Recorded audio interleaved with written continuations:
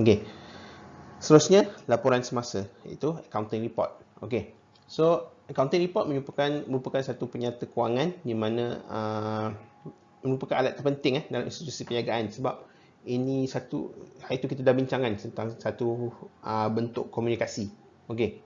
So, accountant dan juru audit sentiasa membuat pengiraan pendapatan dan perbelanjaan berdasarkan tempoh semasa ke semasa. Okey. So, sebab dia dah buat kiraan pendapatan dan pembelanjaan tu, dia kena rekodkan. So, daripada rekod tu baru kita boleh sediakan penyata perakaunan atau penyata kewangan. Okey. Dan dalam konteks sekarang, biasanya kita kena bentangkan kepada jabatan lah. Bentangkan kepada syarikat, dan kalau ada syarikat-syarikat tertentu, contohnya syarikat Sdn Bhd dan ke atas, dia perlu hantar penyata kewangan dia ke SSM atau Suruhanjaya Syarikat Malaysia. Ada syarat-syarat yang perlu dipatuhi lah. Okay. So, macam saya cakap tadi, laporan penyata kewangan tu ada tempoh berkala, iaitu laporan sukuk tahun, bertengah tahun atau sepanjang tahun. So, biasanya kalau kita nak tengok, kita tengok yang full year je lah kot. Sebab kalau dia punya term quarter, half year dengan full year. Okay. So, kalau biasanya kalau kita nak tengok prestasi kewangan sepanjang tahun lah, sebab kuarter dia ada isu dia. Sebagai contoh, boleh juga nak gunakan kuarter untuk nilai keadaan tertentu. Sebagai contoh, kita ambil mungkin jualan kereta. Okey. So, jualan kereta dalam konteks Malaysia biasanya akan lebih tinggi ketika musim perayaan. Okey, sebab apa? Sebab orang biasa nak balik kampung beli kereta baru. Okey. So, jadi katalah musim perayaan itu jatuh bulan 5. So, dia akan jadi quarter 2. Okay, so biasanya quarter 2 sale akan tinggi. Tapi bila quarter 3, dia akan drop balik. Okay. Contoh lain adalah barangan permainan contohnya. Atau barangan gift, barangan hadiah. So, dalam konteks global, biasanya barangan-barangan ini, sale dia akan tinggi pada bulan 12. Bulan 12, quarter 4. Okay, sebab apa? Christmas, biasanya orang bagi hadiah. Okay, so biasanya memang sale akan tinggi lah untuk mainan dan juga barang-barang hadiah. So, agak tidak adil untuk kita comparekan Q4 dengan Q1 atau Q4 dengan Q3. Sebab Q4 memang nature dia macam tu. So, kalau kita nak compare, kita akan comparekan Q4 2019 dengan Q4 2020. Q tu quarter Okay. So itu kegunaan quarter.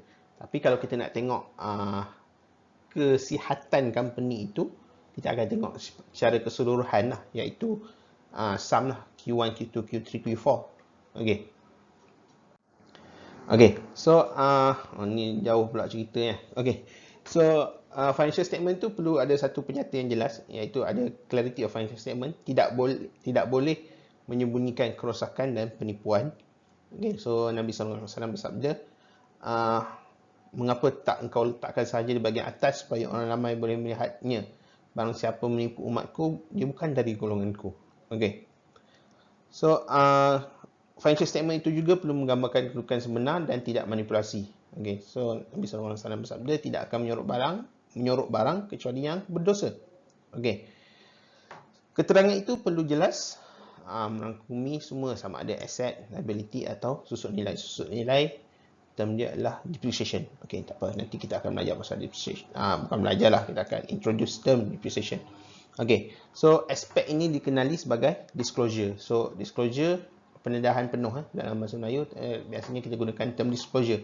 So kita akan bagi full disclosure tentang kita punya financial statement. Okey. Seterusnya ada pendapatan dan pembelanjaan, iaitu income statement. Okey. So apa kegunaannya? Okey. So perkiraan untung biasanya bergantung pada pendapatan dan pembelanjaan. Okey. So biasanya expenditure minus cost lah. Revenue minus cost, kita akan dapat untung lah. Tu basic lah. Revenue minus cost equal to profit. Kalau kita tak kira benda-benda lain lah, basic je. Okay, so revenue minus cost equal to profit. Okay, daripada situ kita akan kira berapa nak bayar zakat. Okay, Dan juga kalau kita tak masukkan bahagian pekerja in term of kos pekerja dalam bahagian kos, so kita kena masukkan bahagian pekerja dekat situ lah. So dan juga kena tengok juga kontrak itu berbentuk macam mana, kontrak itu musyarakah atau mudarabah. Ini panjang cerita dia. So nanti yang buat kajian tentang kontrak-kontrak itu mungkin boleh jelaskan nanti ya. Okey. So Imam Az-Zara'i dalam kitab Tayyibin Al-Haqa'iq berkata keuntungan adalah hujung. Modal pangkalnya. So keuntungan tidak didapati jika modal tak selamat. So apa-apa hal biasanya orang berniaga ni dia nak apa? Dia nak break even dulu. Break even tu maksudnya dia nak cover segala kos dia. Segala modal yang dia letakkan itu dia nak cover dulu. So bila dia dah dapat cover balik benda-benda tu, baru dia lega sikit lah. So maknanya katalah orang jual apa? Pen. Dia perlu jual 100 batang pen untuk dia cover modal. So pen yang ke 101 itu barulah start dia punya keuntungan. Tapi dalam perakaunan kita mengambil kira juga barang yang belum dijual. Maknanya katalah dalam konteks pen tadi, kita target untuk jual dalam stok kita beli adalah 200 batang pen. Yang terjual untuk kita break even adalah 100 pen. 100 batang, maknanya ada 100 batang lagi yang kita boleh kira sebagai kita punya profit. Tapi belum jual lagi 100 ni. Tapi itu juga perlu direkod, itu juga perlu diletakkan dalam satu nilai.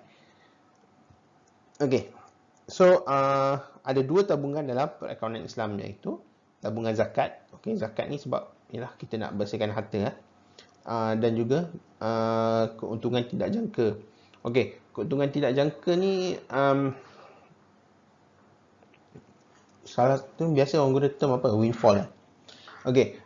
Contoh contoh keuntungan tidak jangka mungkin waktu sekarang lah. Waktu COVID. Apa contoh keuntungan tidak jangka? Contoh keuntungan tidak jangka adalah syarikat glove maker, syarikat buat glove. Disebabkan COVID, demand terhadap glove meningkat sangat mendadak.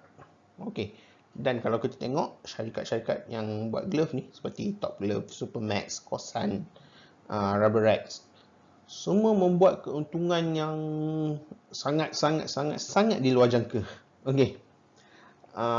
Sebab itu maknanya kalau kita cakap itu syarikat yang syariat compliant, dia perlu bayar zakat lah kan.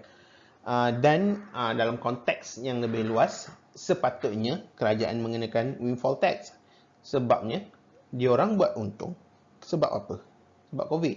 Bukan sebab diorang betul-betul, bukan sebab company tu efficient nak apalah atau pentadbiran yang baik apa semua. Tak dinafikan ada faktor kat situ. Cumanya dia punya keuntungan berganda-ganda itu di luar jangka itu disebabkan oleh COVID. Inilah cerita panjang lah, lain lah. Seterusnya ada satu lagi tabungan, iaitu tabungan keuntungan. Tabungan keuntungan in a way kita nak pastikan kita dah cover modal. Sebab modal ni kita nak pusing balik. So lebih tu barulah kita boleh gunakan untuk proses pengagihan keuntungan. Dan yang terakhir adalah perlu ada prinsipnya adalah keseimbangan kira-kira, iaitu balance. So keseimbangan merangkumi aspek kepentingan awam dan kepentingan peribadi, pendapatan dan perbelanjaan. So di sini nak tunjukkan Islam apa? Islam menjamin hak milik khusus dan umum.